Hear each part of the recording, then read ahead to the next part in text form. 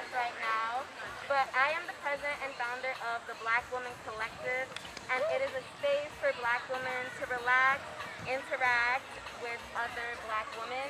It's not only for Black women because this community and this conversation is not just for Black women. It's everyone's fight because what Black women are going through is a human problem. Women's rights are human rights. So I started the Black Woman Collective because I understand the intersectionality that comes with being a Black woman in America.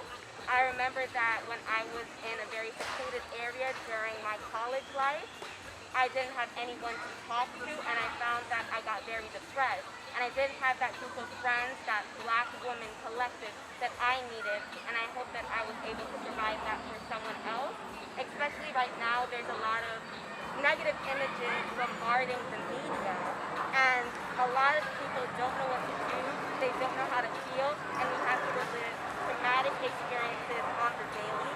So that's why I created the Black Women Collective, and it's a place for conversation and healing. We have few events. Right now we are planning a Unity March on the 16th of August, and we are going to march from Grand Army Plaza to Washington Square Park.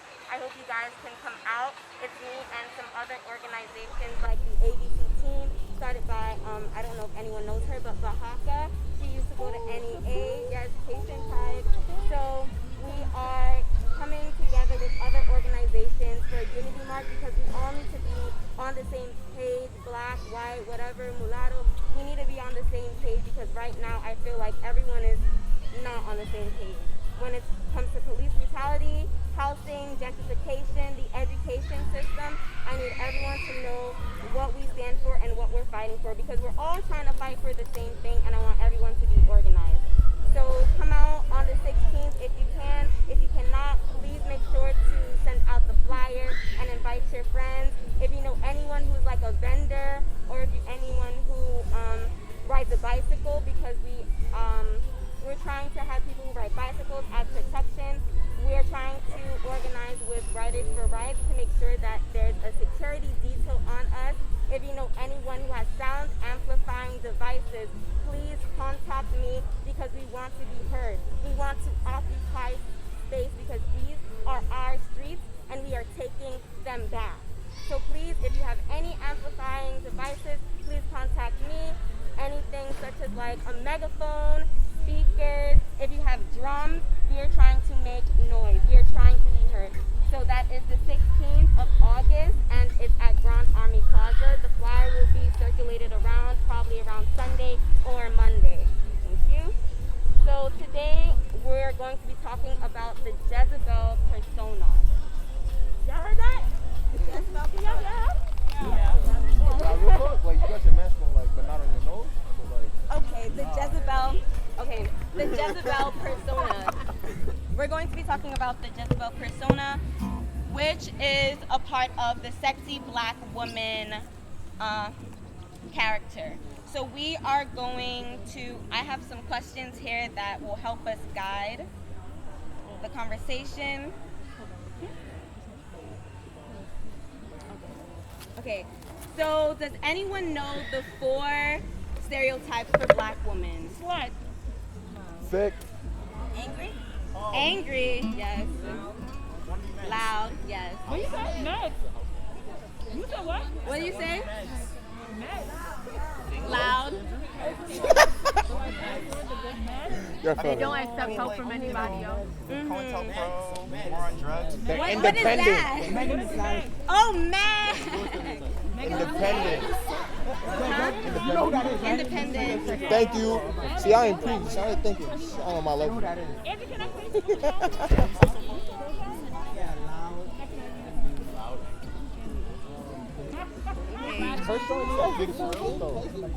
Someone said thick, yeah. So all of them fall under like a certain category.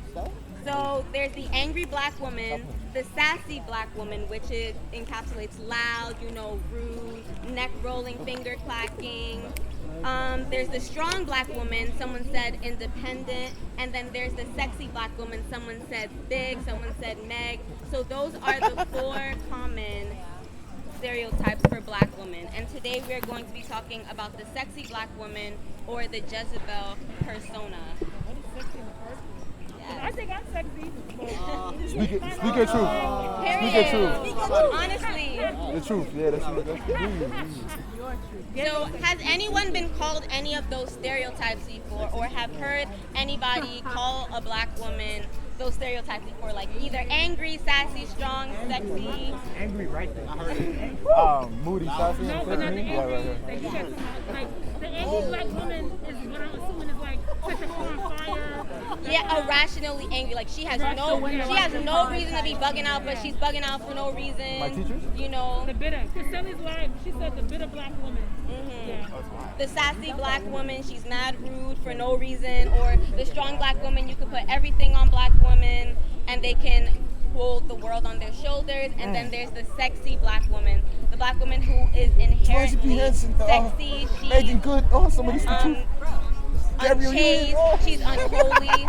Oh, excuse me, a black woman is speaking right now. Yeah, hello. A black woman is speaking. Please amplify black women's voices. Thank you. So, the sexy black woman, it started back in Jim Crow. So, the counterpart to the sexy black woman for black males is the black men as the rapist or unsophisticated black men who rape white women who are only attracted to white women and they're seen as predators. So to that, it's the sexy black woman who's the Jezebel who only wants to have sex with white men. And this type of thinking was brought back, especially during slavery, when it was saying that it's okay to rape black women because they want to be raped and they like white men, they don't like black men. So they tried to like say they're property, that black women are property. And so it doesn't matter how you treat their bodies because their bodies belong to their slave owners. So that's how it all started out. So when did it actually start really? It started way back when, during like Orientalism. Does anyone know what Orientalism is? Yes. What is Orientalism? I'm sorry for calling on you. You're the only one that raised your hand. You did it to yourself. I know the answer. It's the fetishization of Asians, especially in the West, when it comes to sexual promiscuity, and also the feminization of Asian men, as viewed as weak, in contrast to white males. Yes. Facts, That my is Asian a part brother. of a part of Orientalism. It's saying that non-Western countries like Asia and Africa or like South America, they are inherently weaker than Western countries, Europe. Just Europe, not other Western countries, just Europe. So if you are not a European country, that means you are weaker, that means you are sexual, that means you are evil. That's what goes into the meaning of Orientalism. So it runs all the way back to Orientalism, and you can see that in Shakespeare, how he writes about his two main characters, which are the young boy and the sexual black woman. He actually wrote about that, and we study that in school in some of his poems. Does anyone know about Shakespeare? We went to Baptist school. They ain't talking about that. That's crazy. They don't talk about that in. Not in SDA school. Wow. Yeah. I learned that outside of it. But a lot of Shakespeare, I know we talk about him a lot in school. He actually played a part in sexualizing black women. So it's farther back than we think. It didn't start just in slavery, but it was really popularized during slavery time. Especially during when you compare black women and white women together. There's sort of this binary opposition or this comparing and contrasting when it comes to talking about black women and white women. So when you're talking about white women, you're always talking about, sorry, I need some water. You're talking about purity, chastity, modesty, self-control. They are the picture of goodness. Hold on, wait. But black women, especially even now, but back during slavery times, they were seen as sexually immoral, evil, promiscuous, and seductive. So if you would rape a black woman, it would be like, she's asking for it. She was wearing that. What was she wearing? So even today, you hear that in the courtrooms. They're asking, what was she wearing? What time at night did she go out? And it kind of victimizes black women for wearing for clothing? What were they saying? Did she want them to kiss them, or if she asked for a kiss, that means she wanted more, sort of like that. So also during slavery, they compared black women and white women, because you know how back in the olden times they had like a lot of clothes on, you know, like the hoop skirts, the long skirts, the little corsets, and then of course the slaves, they're in the field, they're not wearing any clothes barely. Some of them, their chests were exposed, they're probably wearing only like a cloth to cover them. So they're like, oh, black women and black men barely wear any clothes, so that means that they're sexually immoral. Yeah. So it's really like you put us in this situation and then you're demonizing us for it. So that was kind of the compare and contrast. Oh, white women wear more clothes and black women don't wear clothes. That means that they're inherently more seductive and sexual, and they're trying to get you to have sex with them, basically. So pregnancy during slavery. So black women's bodies were used as a sort of baby making facility. So black women, if they had like 6 or more children, they would get gifts from their slave owners, like pigs, or like they'll get like a new dress, or they'll be able to go to church on Sunday. They even tried to make black girls have sex with other black men or like with their white slave owners, because they called it anticipatory socialization, because they wanted to prepare black girls to get ready as their occupation as breeders, because they said that that's the only job that black women can have. So that's kind of like that mentality of like, you can only be what you can see. So black women are only made to be objectified and to have sex. So you see that sexualization like coming up right now. So what is the pathetic Jezebel versus the exotic Jezebel? So there's 2 types of Jezebel characters. Y'all understand, we always hear it in church, right? But y'all understand the Jezebel concept, like who that was in the Bible? Like if you don't know, say it, because then it probably wouldn't kind of like click. How do you think that clicks together? Like, how do you think that, like, why do they use the term Jezebel?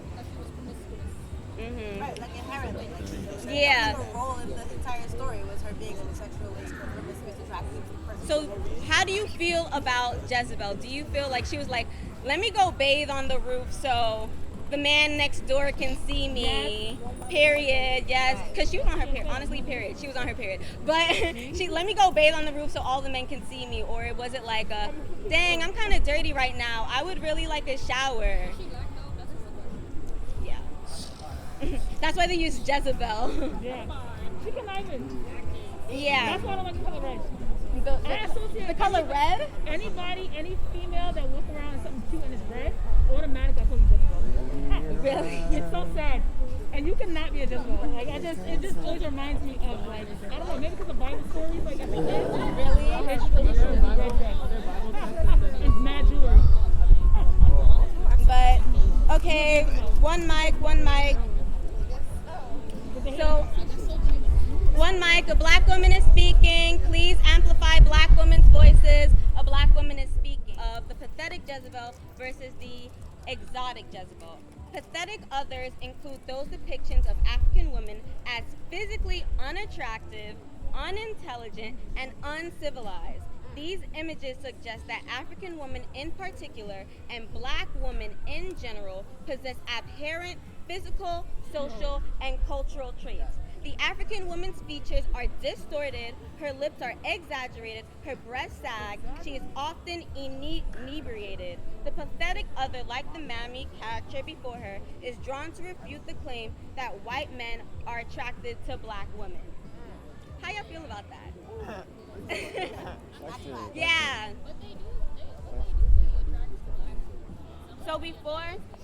So you notice now in slavery time, they're just like, oh yeah, black women are obsessed with white men. That's why we have to have sex with them because they want us anyways. And now they're saying now during Jim Crow era, oh my gosh, I totally hate black women. Black women are totally unattractive. How could you like a black woman? You know, very disrespectful and they're very rude. And that comes with the phrase, oh, she's pretty for a black girl. You know, like those type of phrases like, wow, you're black and beautiful. Like those two are not mutually exclusive, you know? So has anyone been said those statements before, like you're pretty for a black girl, or like people are shown like shocked that wow, your hair is pretty. Wow, I like your eyes, or like when you straighten your hair or wear a specific wig or like hair color, they're just like, wow, you're actually pretty. I never noticed before. I know that happens to me a lot, specifically, but I don't know if it happens to you. It's gonna be that way. But now we're moving towards the 21st century, and that's when we're seeing a lot of stuff in movies now. The black best friend, you know, who's always dying to help their white best friend for no reason at all. They will wake up at 2 a.m. in the morning like, what do you need? I want to help you. Please, let me help you. That's a black best friend. That's their only role in the movie, just helping their white counterparts. Like, have you ever seen like The Proud Family? Proud Family. Or like Glee? Ew. Yeah. What? You don't like Glee? Ew.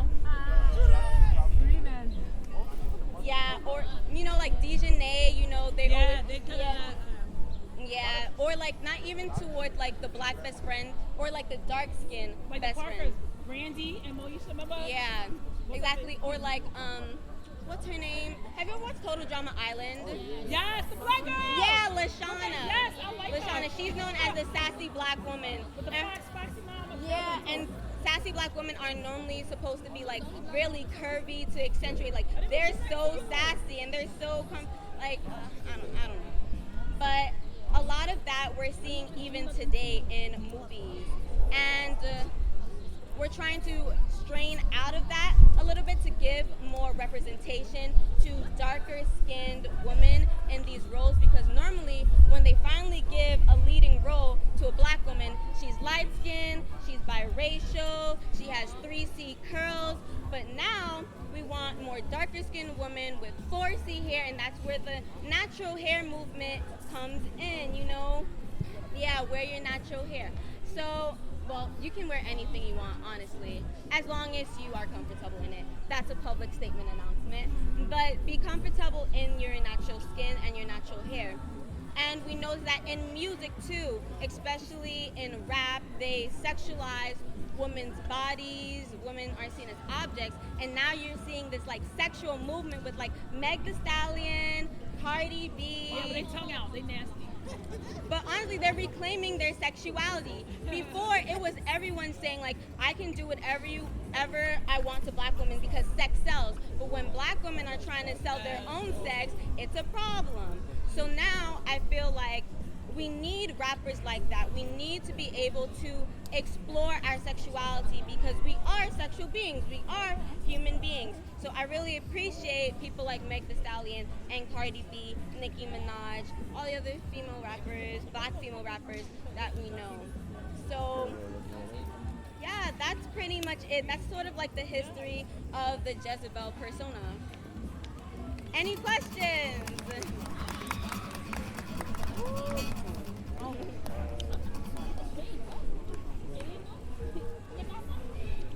Okay, so you all follow the Black Women Collective, am I correct? Yeah. Yes, the Black Women Collective on Instagram. Right now, we are trying to set up a group chat for black women, and we want to start that on Sunday. So if you are interested, just send me a heart, a red heart, so I know that you are interested in specifically that. If you are interested in being one of the team leaders, let me know because we are always looking for people to join in. And for the march on the 16th, if you want to be one of the speakers or if you want to be one of the team leaders and organizers, let me know because we need people to lead this movement. I want you guys to lead the march, especially young SDA revolutionaries. We need more young SDA revolutionaries in here because there's not enough. Anytime I meet someone, I have to explain myself to them and it's tiring. So I'm like, yeah, I'm SDA, I can't really... Cool. I mean, I go to marches and protest on Saturday. I'm actually going to one right now. And my theory for that is that, One in the parkway right now. One on the parkway right now. Oh wow, I'm going to one in Manhattan. Oh, okay. Yeah, but I go my kind of like explanation for that, like Jericho, like they marched around 7 times on the 7th day to prove a point, and I'm like, facts. that's what I'm doing. You know, so that's why. What were you saying? No, but God, I feel like social justice is also it's based in Christianity too. You know, standing up for your brothers and sisters. That's how I see it. You know, like someone is hurting right now. That's the most Christian thing to do. Is like I stand with you in solidarity. I feel like that's the most Christian thing ever. Like you may be doing that over there, but your life matters. You know, God was like, you could be doing what you want to do. I'ma still save you, but I'm just gonna give you choices. So that's how I feel about like the phrase all Black Lives Matter, because I know that encapsulates people in the LGBTQIA community, transgender women specifically, and I don't know how SDAs really feel about that, but I do believe that we should support transgender women because they are people too.